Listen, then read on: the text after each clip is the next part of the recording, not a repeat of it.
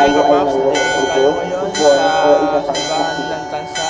At itaasat ngayon pa ng unang Salamat na sa mga biyaya. inaalalahanan ng lahat Pa, ng mga followers, ng huwag umalakta pagkatapos ng misa.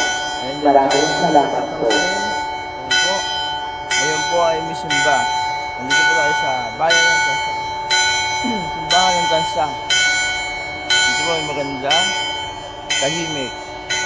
Lahat ng kailangan natin at wish ay ibibigyan niyo sa testing.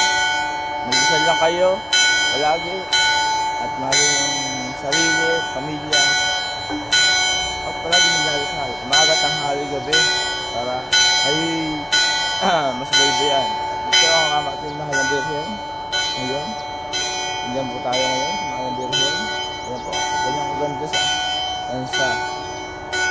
Ayan po, Papa Jesus ngayon, maraming po nasisimba ngayon. Yan po sa Tata Osting ng Tansa. The best po yan, the best. Wala akong hiling na hindi niya binigay. Kaya mga Kapaps, tayo manalangin simbahan ng Tansa at magdasal palagi.